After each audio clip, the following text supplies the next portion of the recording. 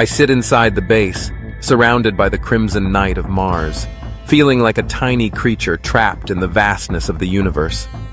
Everything is so silent that I can hear my heartbeat pounding in my chest. Sleep still eludes me after hours of tossing and turning. My mind spins, hazy and heavy. I can't tell whether I'm awake or dreaming. At first, I convinced myself it was just changes in air pressure or the friction of dust storms. But when the sound repeated for the third time, a soft, rhythmic, and drawn-out tapping, as if someone were knocking on the glass outside, I couldn't ignore it anymore. My heart froze for a moment, my eyes glued to the window. I jumped up, trembling, trying to regain my composure. "No way. There's no one here but me," I muttered, but fear seeped through me like an icy current. Grabbing the flashlight, I moved closer to the window, its dim light doing nothing to ease the haunting sense of being watched. There was nothing but thick layers of red dust outside, yet I couldn't shake the feeling that someone, or something, was out there. I returned to the control panel and pulled up the security camera system. I replayed the footage over and over, but there was no sign of movement. I switched to the camera at the back of the base, still just sand and shadows. Everything was quiet, too quiet, but something felt off. I zoomed in on a spot on the screen, trying to identify what looked like a fleeting shadow. I rubbed my eyes and looked again. Nothing. Perhaps I was hallucinating from sleep deprivation and prolonged isolation. But just as I let my guard down, the tapping returned, louder and more frantic. I shot to my feet, my heart pounding as if ready to burst. I rushed outside, forgetting the protective suit, standing exposed in the freezing desert. The wind howled, whipping red dust into the air like a raging storm, but there was no sign of life. I screamed in desperation, asking if anyone was out there, but the only reply was the hollow echo of my own voice. Suddenly, I felt a gaze piercing through the distance. I spun around, flashlight sweeping across the sandy ground, and for a brief moment, I saw a footprint. My heart stopped.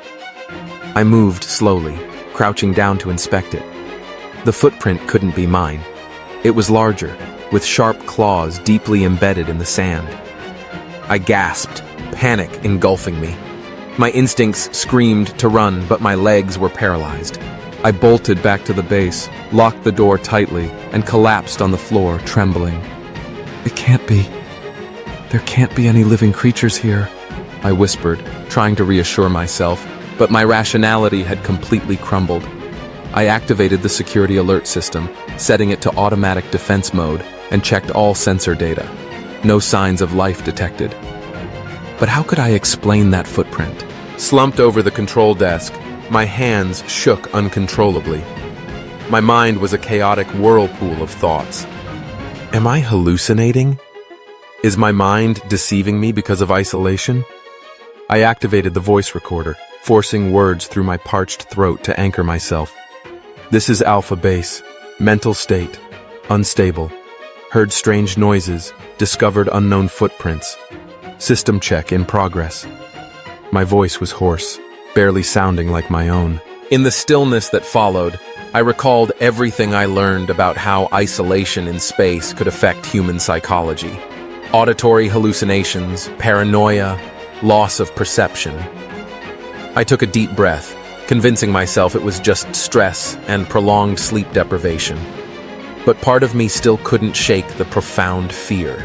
Desperately, I tried one last option, reviewing all the security footage frame by frame. After almost an hour of analysis, I spotted a fleeting image, a shadow darting past the window. It resembled nothing I had seen before. Was it a form of Martian life?